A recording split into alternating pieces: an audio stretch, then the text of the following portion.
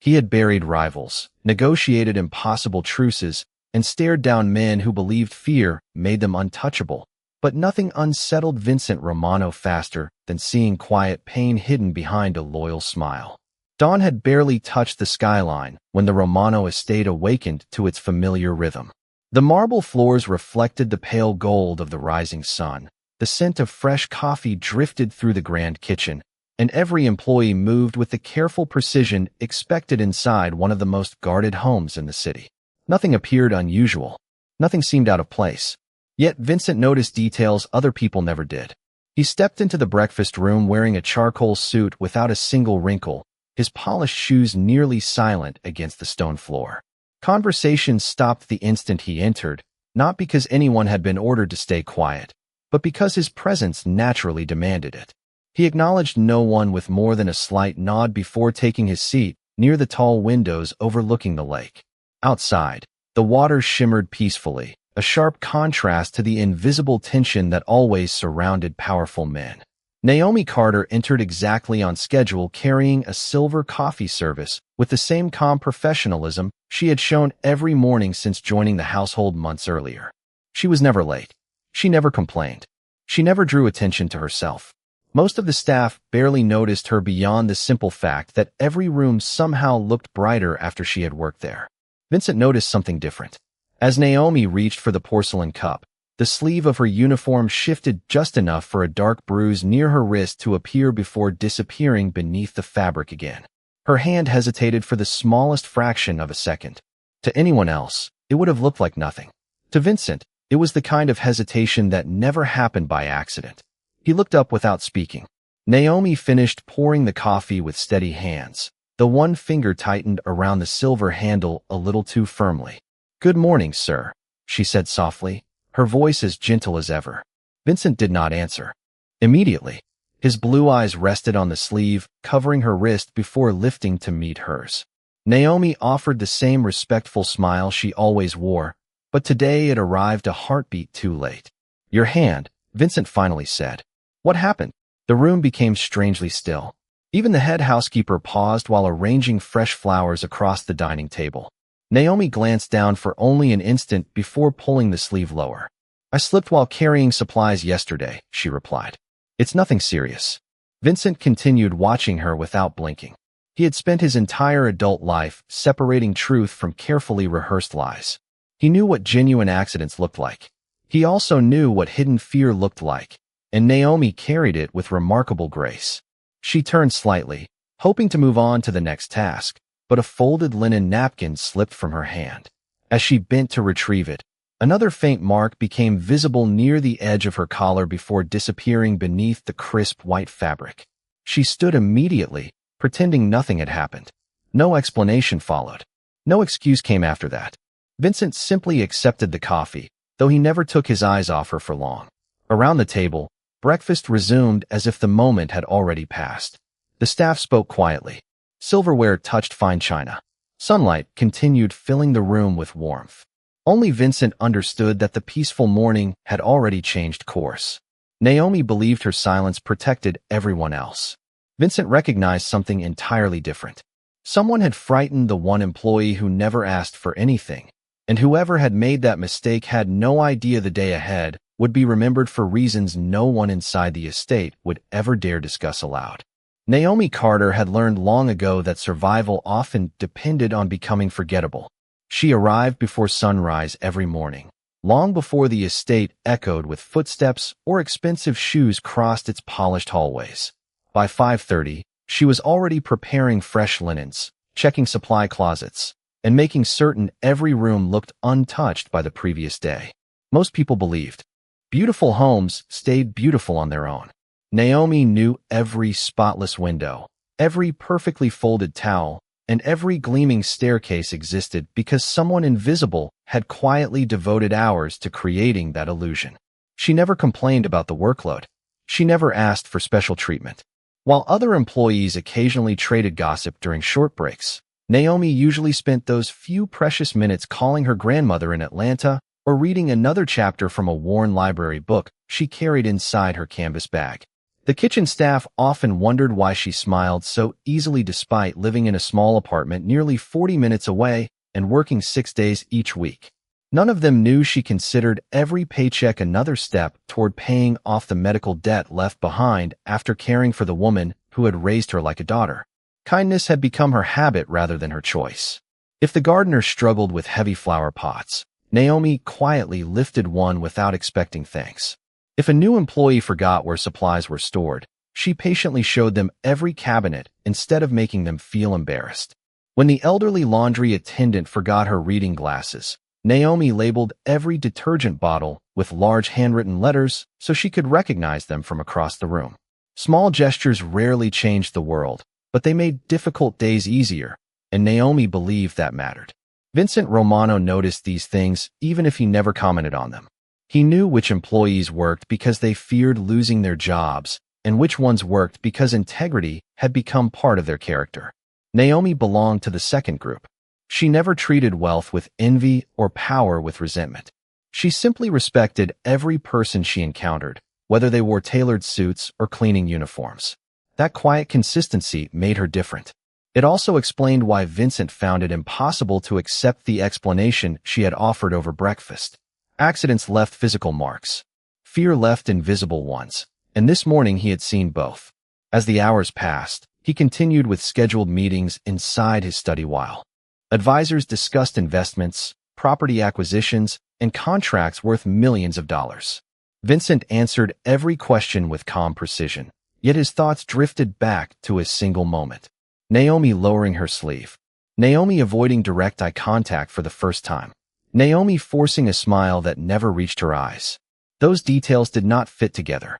Shortly after noon, he crossed the main hallway toward the library and slowed almost instinctively. Through the open doorway, he saw Naomi kneeling beside a young employee who had accidentally dropped an entire box of books onto the hardwood floor. Instead of criticizing the embarrassed newcomer, Naomi smiled, helped gather every book, and quietly assured him that everyone made mistakes on their first week. The young man laughed with obvious relief before returning to work. Naomi waited until he disappeared around the corner before pressing one hand against her side for only a brief moment, her expression tightening with discomfort before the familiar smile returned as though nothing had happened. She looked around to make certain no one had noticed. She was wrong. Vincent had seen everything, and for the second time that day, he realized Naomi was working much harder to hide her pain than to hide the truth. The truth had begun 12 hours earlier beneath a sky heavy with spring rain. The Romano estate was quieter than usual after sunset, with most senior staff attending an off-site charity gala, while only a small overnight crew remained behind.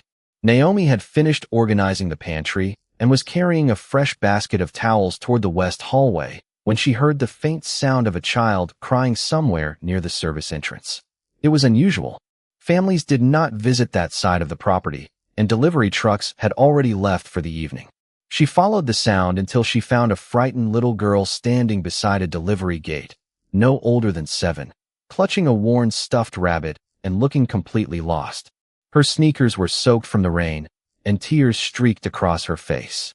Naomi knelt to the child's eye level and spoke with the same gentle patience she always carried. "It is all right. You are safe now."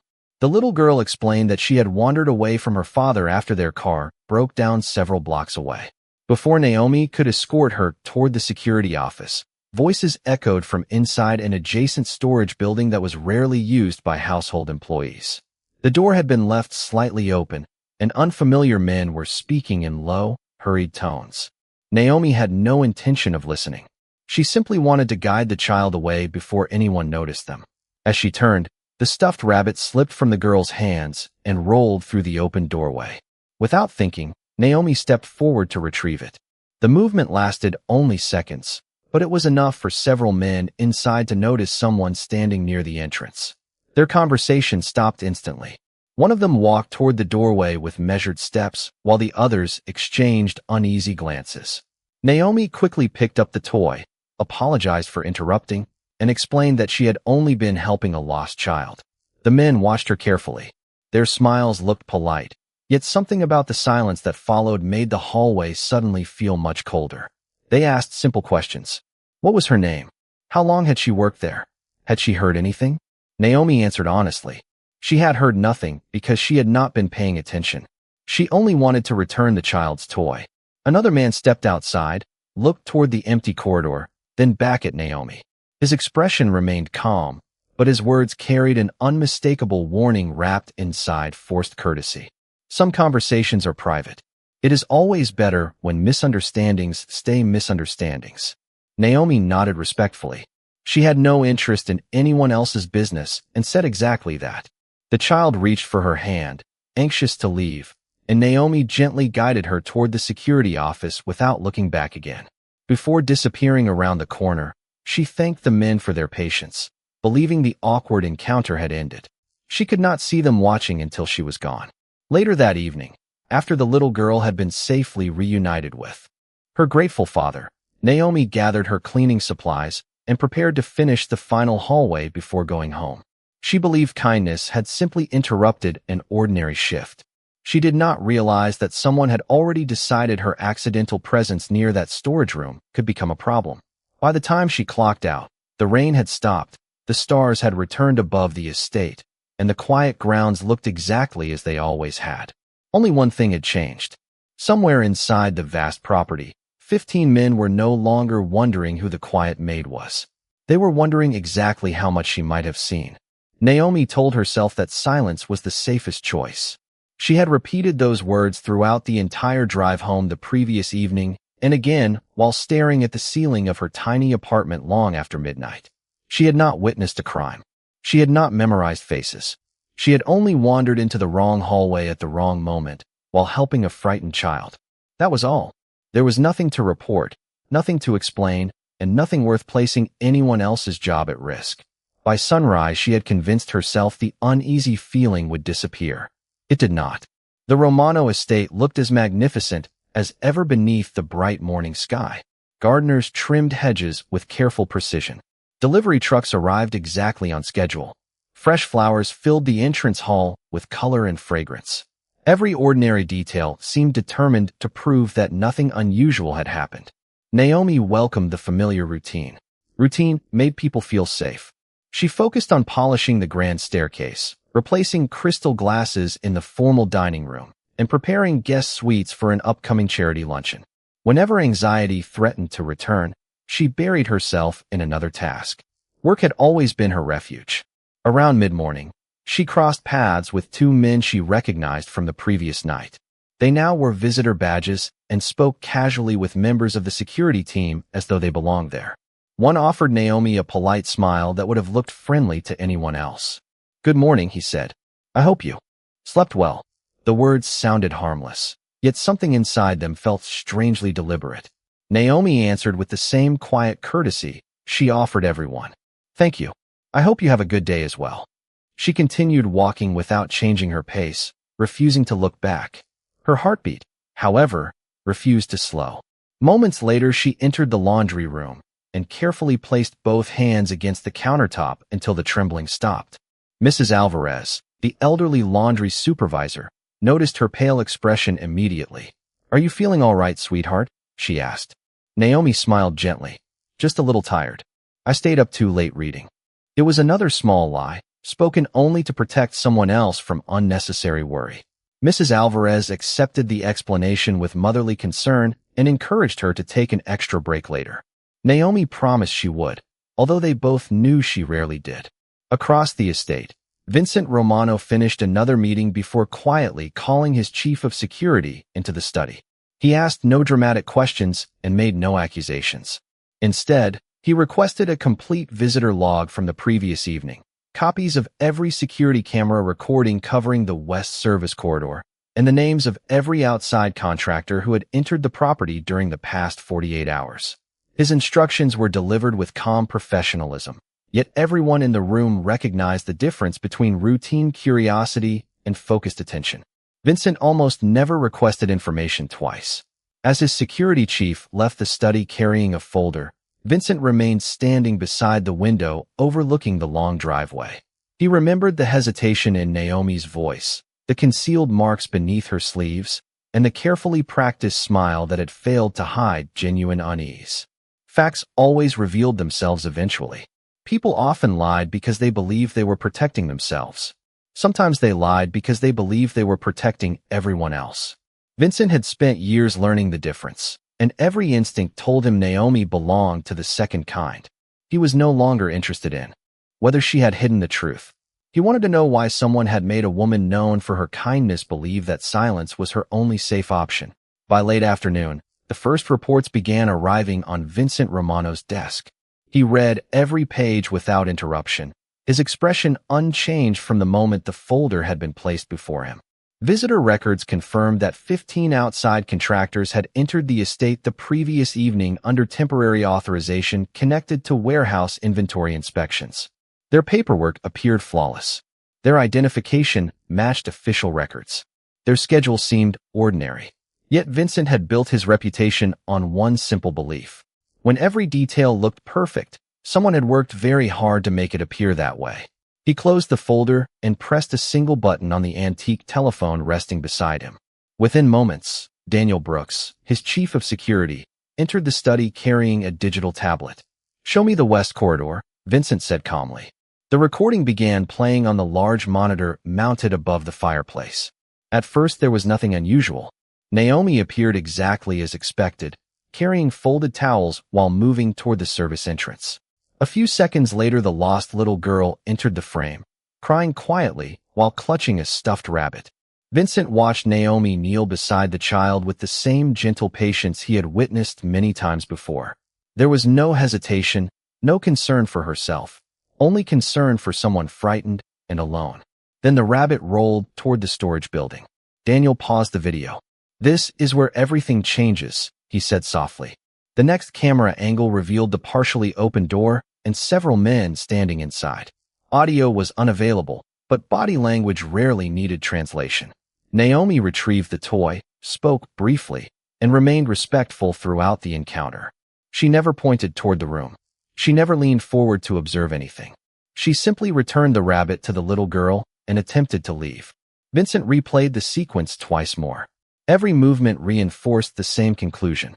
Naomi had not gone searching for trouble. Trouble had simply crossed her path. Another recording showed the child safely reunited with her grateful father near the front security office less than 10 minutes later. The father embraced his daughter with visible relief before thanking every employee nearby, including Naomi, who quietly excused herself and returned to work without waiting for praise. Vincent leaned back in silence. "Continue," he said. Daniel opened another file. "Our overnight logs show several of those visitors remained on the property longer than scheduled. They claimed inventory delays. Technically, nothing violates procedure." Vincent nodded slowly. "Technically." The single word filled the room with quiet meaning. Daniel hesitated before adding one final observation. "There is something else." 3 members of the kitchen staff remember seeing Naomi leave through the employee gate after her shift. They said she looked nervous. One of them asked whether she needed help. She smiled and said she was only tired. Vincent lowered his eyes toward the paused image on the monitor. Naomi stood there holding the little girl's stuffed rabbit with rain soaking the shoulders of her simple blue jacket. She looked exactly like the woman everyone believed her to be. Honest, compassionate, invisible. He noticed something no report had mentioned. Just before walking away, Naomi glanced back toward the storage building for less than 1 second. Not with curiosity, not with suspicion, with concern. She had been worried about the child, not herself. That single glance had probably convinced someone she knew more than she actually did. Vincent stood and walked toward the window overlooking the estate. Evening sunlight stretched across the gardens with perfect tranquility, but the calm no longer fooled him. Facts had replaced instinct, and every fact pointed toward the same uncomfortable truth. Naomi had done nothing wrong except choose kindness at exactly the moment the wrong people happened to be watching. In Vincent Romano's world, that was never a mistake he intended to leave unanswered. The estate settled into an unusual calm as evening descended, the kind of silence that often arrived before important decisions were made. Lights glowed warmly behind tall windows. Dinner was served precisely on time, and every employee followed the familiar routine that had governed the household for years. Naomi completed her final assignments with the same quiet dedication she always displayed, never realizing that an entirely different schedule had already begun unfolding beyond the walls she polished every day. Vincent Romano remained inside his study long after his advisors had departed. The reports lay neatly arranged across his desk, but he no longer needed to read them. Every answer he required had already revealed itself. A woman known for honesty had hidden her own fear rather than create trouble for anyone else. A frightened child had been protected without hesitation. A harmless misunderstanding had somehow become a reason for someone to pressure an employee whose greatest strength was simple kindness. Vincent rested one hand on the edge of the mahogany desk before picking up his telephone. He spoke only a handful of calm sentences. No voices were raised. No threats were made. No explanations were offered. When the brief conversation ended, he returned the receiver to its place and looked out across the darkened gardens. Daniel Brooks entered several minutes later carrying another folder. "Everything has been arranged," he said quietly. Vincent gave a slight nod without asking further questions. In his world, unnecessary words often weaken necessary decisions. Throughout the night, unmarked vehicles arrived and departed through separate gates of the sprawling property. Security logs were quietly updated. Visitor credentials were reviewed once more. Access privileges connected to the previous evening's contractors were suspended pending administrative verification. Phone calls were made to business partners, warehouse supervisors, and legal representatives. Contracts were frozen. Meetings scheduled for the following morning disappeared from calendars without explanation. By midnight, every individual connected to the questionable visitor group had received the same unexpected message requesting immediate independent compliance. Reviews before any future work could continue. No accusations appeared in writing. No public announcements followed. Yet one by one, reservations were canceled, identification badges were deactivated, transportation arrangements changed, and every planned assignment connected to those 15 contractors quietly vanished. Before sunrise, they had all disappeared from the Romano organization without confrontation, without spectacle, and without leaving confusion inside the household staff. Their names simply no longer appeared anywhere they had once belonged. Early the next morning, Naomi arrived carrying her familiar canvas bag and paused briefly at the employee entrance. Something felt different. The atmosphere remained peaceful, but conversations among the security staff sounded unusually formal. Several unfamiliar faces had replaced guards she recognized from previous shifts. She assumed schedules had simply changed. Inside the kitchen, Mrs. Alvarez mentioned that a large inventory inspection had apparently been postponed indefinitely. The head chef shrugged and joked that someone in the accounting department must have discovered another mountain of paperwork. Everyone accepted the explanation because no better one existed. Naomi quietly returned to arranging breakfast trays, grateful that ordinary life seemed to have returned at last. Across the estate, Vincent watched the morning begin from his office window. Daniel entered one final time and placed a single sheet of paper on the desk. 15 names had been neatly removed from every active roster connected to Romano operations. Nothing else appeared beneath them. Vincent folded the page once, placed it inside a drawer, and locked it away. Some people believe justice always arrived with noise. Vincent had learned long ago that the most lasting decisions often arrived in complete silence, leaving behind nothing except the certainty that certain lines would never be crossed again. By the end of the week, everyone inside the Romano estate had noticed the change, even if no one dared to mention it directly. The temporary contractors who had filled the warehouse corridors only days earlier were simply gone. Their names no longer appeared on work schedules. Their vehicles no longer entered the service gates. The storage building near the west corridor remained locked while a new management team quietly reorganized every inventory procedure from the ground up. Officially, it was described as an internal operational adjustment. Unofficially, the staff understood that when Mr. Romano made changes without explanation, the wisest response was to continue doing their jobs and ask no questions. Naomi did exactly that. She folded fresh linens, polished antique furniture, and watered the orchids decorating the grand entrance as though nothing extraordinary had happened. Yet she could not ignore the strange feeling that had settled over the estate.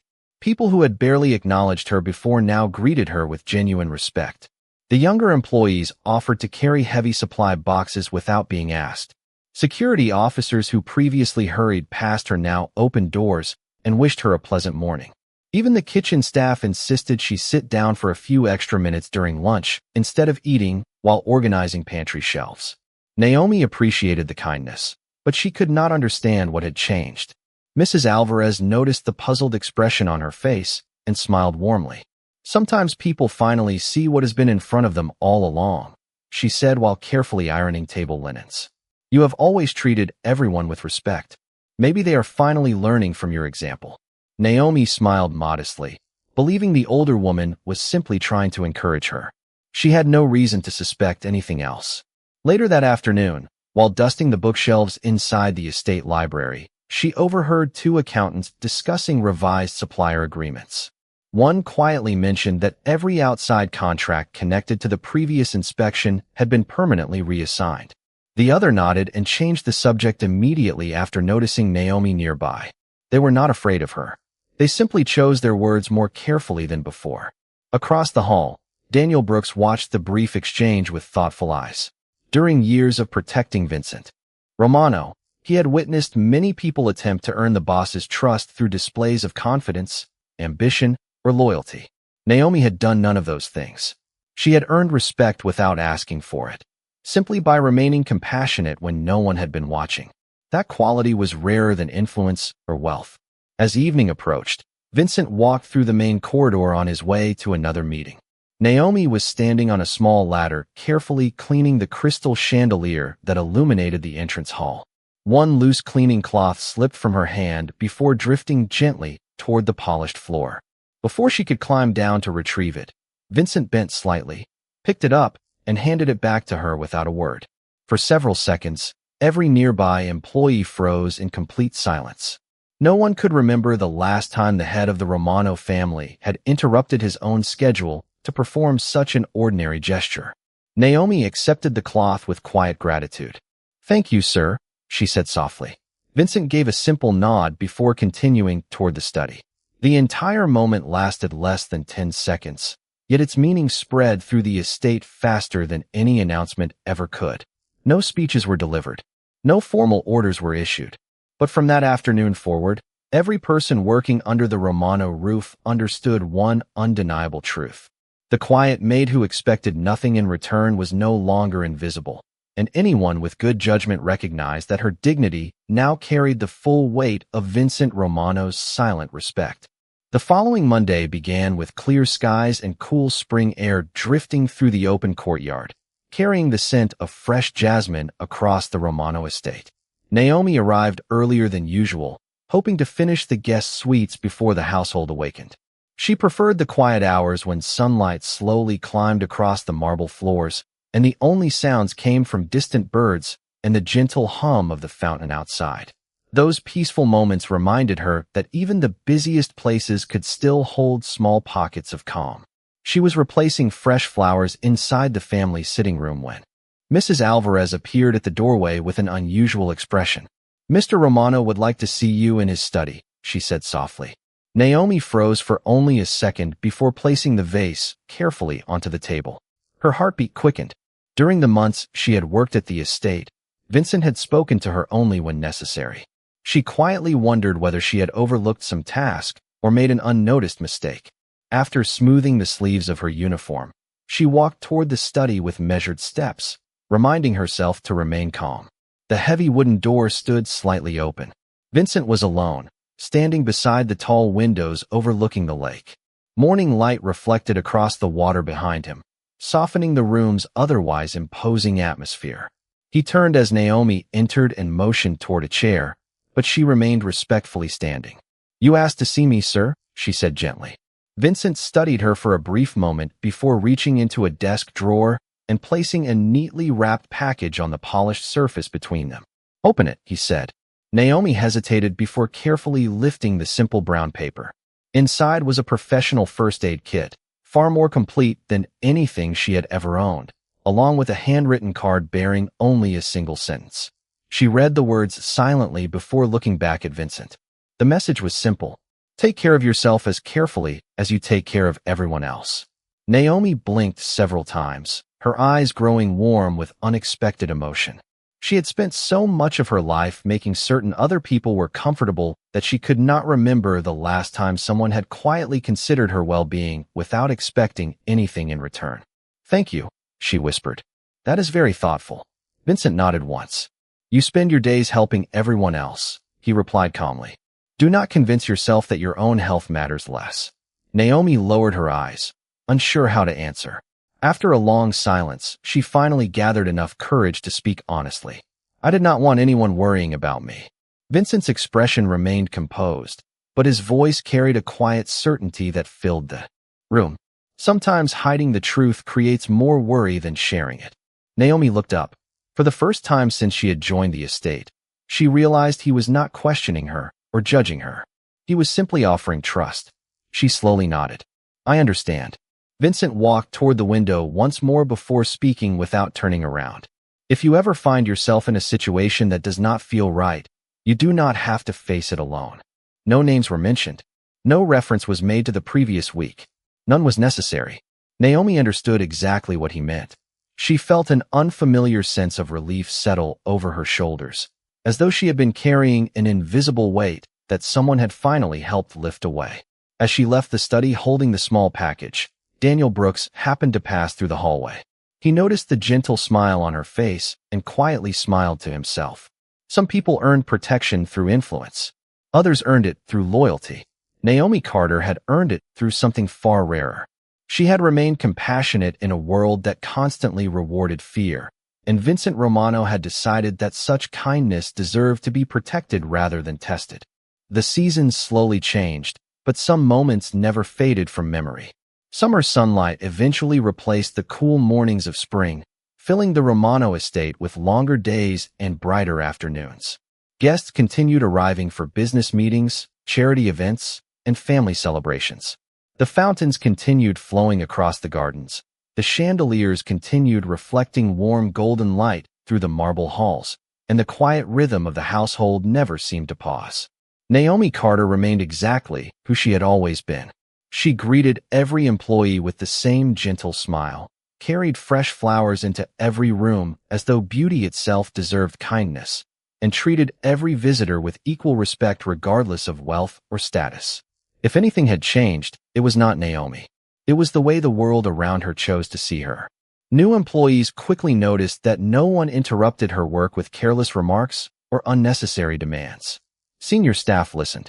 When she quietly pointed out a forgotten detail before an important event, security officers greeted her by name each morning with genuine warmth instead of routine formality.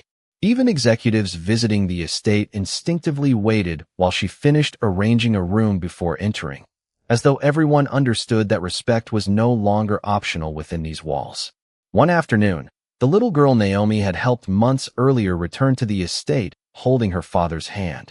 They had come to personally thank the household for the kindness shown during a frightening evening that could have ended very differently.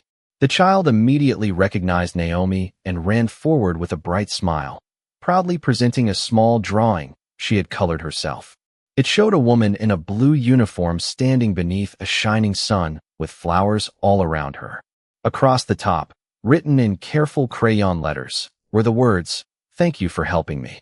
Naomi accepted the picture with tears gathering in her eyes. No expensive gift could ever equal something created with pure gratitude. From the balcony above, Vincent Romano quietly witnessed the exchange without interrupting. Daniel Brooks stepped beside him and smiled. "She still has no idea how much she changed this place," he said. Vincent looked toward the entrance hall where employees had paused for only a moment to admire the child's drawing before returning to their responsibilities. "She changed more than this place," Vincent answered calmly.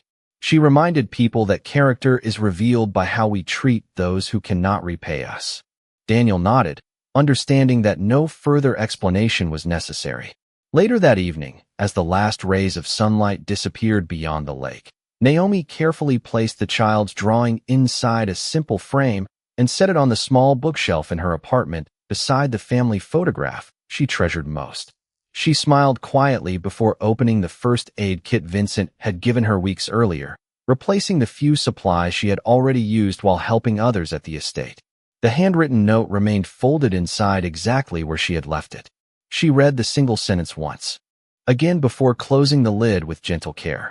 Outside, the city continued chasing power, influence, and recognition. Inside her modest apartment, Naomi understood that the greatest gift she had received was something far less visible. She no longer carried the burden of believing she had to face every hardship alone. Somewhere across the city, Vincent stood beside the window of his study overlooking the peaceful estate.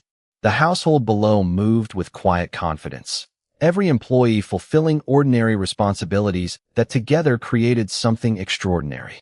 Respect had become part of the foundation of the home itself. Nothing more needed to be said. Nothing more needed to be proven. And on that quiet evening, the world remembered that true strength is never measured by how much power a person possesses, but by whose dignity they choose to protect when no one is asking them to.